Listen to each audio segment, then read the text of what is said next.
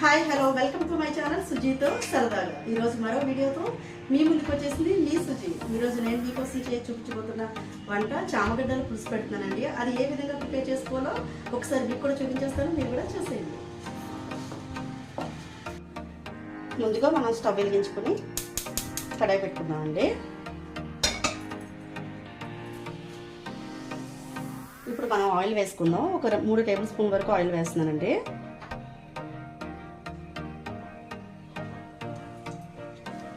పోపు దినుసులు వేసుకుందాం.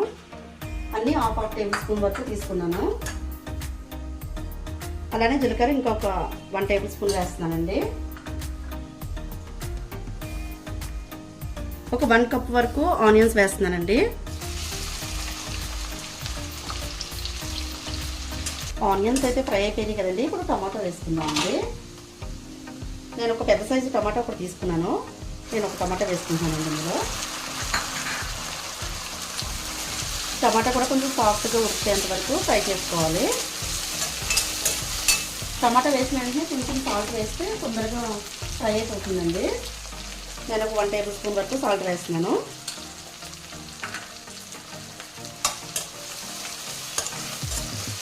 టమాటా వేసిన తర్వాత ఒకసారి మనం మూత పెట్టుకున్నామండి. తొందరగా మగ్గిపోతాయి టమాటా. చూసారు కదండి, టమాటా కూడా సాఫ్ట్గా మగ్గిపోయిందండి. ఇప్పుడు కారం అది వేసుకుందాం. ఒక 2 టేబుల్ స్పూన్ వరకు కారం వేస్తున్నానండి.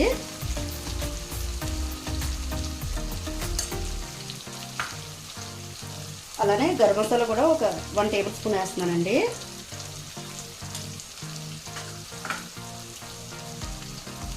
ధనియాల పౌడర్ కూడా ఒక 1 టేబుల్ స్పూన్ వేస్తున్నానండి. అలానే పసుపు కూడా ఒక 1 టేబుల్ స్పూన్ వేస్తున్నానండి. ఇప్పుడు సాల్ట్ కూడా ఒక 2 టేబుల్ స్పూన్ వరకు వేస్తున్నానండి. ఒకసారి కలిపేసుకుందాం ఇవన్నీ వేసుకుని.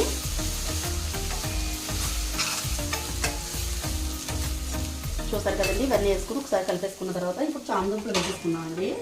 నేను ఒక 1/2 కిలో వరకు చామదుంపలు తీసుకున్నానండి. అవి నీట్గా ఉడకబెట్టేసుకుని పొట్టు తీసేసుకుని చక్కగా తొక్క మొత్తం తీసేసుకుని మధ్యలో సెంటర్లో కట్ చేసుకుని పెట్టుకున్నానండి.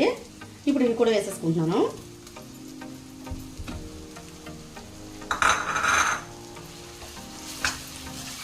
ఇవి కూడా వేసేసుకుని ఒకసారి కలిపేసుకోవాలి.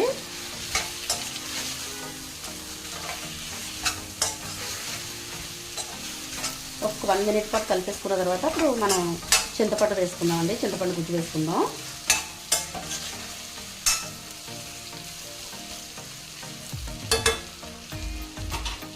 చూసారు కదండి, మనం చామదుంపలు కూడా వేసుకున్నాం కదండి. నేను ముందుగానే ఒక 100 గ్రాముల చింతపండు నానబెట్టుకున్నానండి. దాన్ని మొత్తం తీసుకేసుకుని వాటర్ పక్కకు తీసుకుని పెట్టుకున్నాను. ఇప్పుడు ఈ వాటర్ వేసేసుకుందామండి.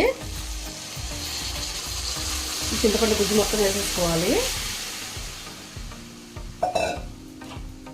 వేసేసుకుని ఒక్కసారి కలుపుకోవాలండి.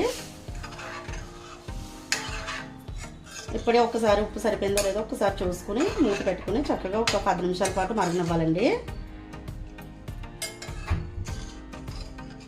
సాల్ట్ సరిపోయిందో లేదో ఒకసారి చూసుకుంటున్నానండి.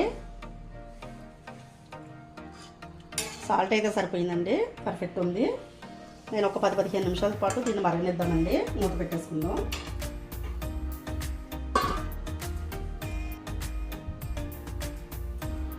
ఒక్కసారి మూత తీసి చూసుకున్నామండి. చూసారు కదండి, పులుసు అయితే మరుగుతుంది కదా. ఈ టైంలో నేను 3 గుడ్లు ఉడకపెట్టుకుని పెట్టుకున్నానండి. బాయిల్ చేసుకుని పెట్టుకున్నాను. ఈ 3 గుడ్లు కూడా వేసేసుకుందాం.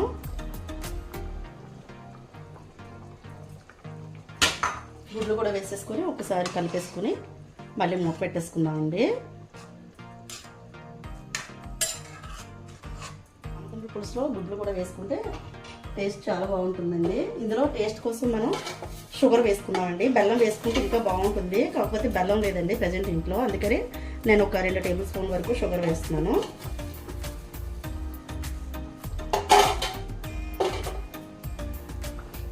షుగర్ కూడా వేసుకుని ఒకసారి కలిపేసుకుందాం. కలిపేసుకుని మూత పెట్టేసుకోవాలండి. ఇంకొక 5 మినిట్స్ మరగనిద్దామండి.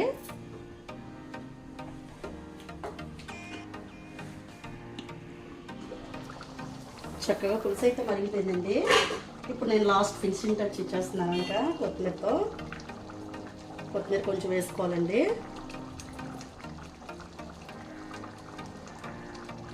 కొత్తిమీర వేసేసుకొని ఒకసారి కలిపేసుకొని స్టవ్ ఆఫ్ చేసేసుకుంటే సరిపోతుందండి. ఇంకా ఒక్కసారి మూత తీసి చూసుకుందామండి. చూసారు కదండి, పులుసు అయితే మరిగిపోయిందండి. ఆయిల్ అంతా వదిలేసింది చూడండి, ఆయిల్ అంతా బయటకు వస్తుంది చూడండి. ఈ విధంగా అయితే సరిపోతుంది. ఇంకా మనం ఇంకా స్టవ్ ఆఫ్ చేసేసుకుంటానండి. స్టవ్ ఆఫ్ చేసేసుకుని మనం ఈ పులుసుని ఒక బౌల్లో తీసేసుకుందాం.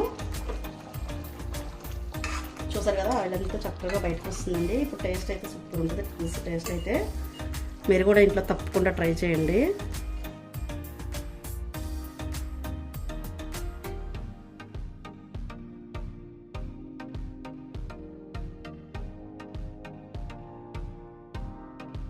చూసారు కదండి, నా స్టైల్లో అయితే చామగడ్డల పులుసు ప్రిపేర్ చేస్తానండి. మీ ఇంట్లో కూడా మీరు తప్పకుండా ట్రై చేయండి. ట్రై చేసి టేస్ట్ ఎలా వచ్చిందో నాకు కామెంట్ చేయండి. అలానే నా ఛానల్ కనుక మీకు నచ్చినట్లయితే లైక్ చేయండి, షేర్ చేయండి, సబ్స్క్రైబ్ చేయడం మర్చిపోకండి. మరో వీడియోతో మీ ముందు ఉంటుంది మీ సుజి. బాయ్.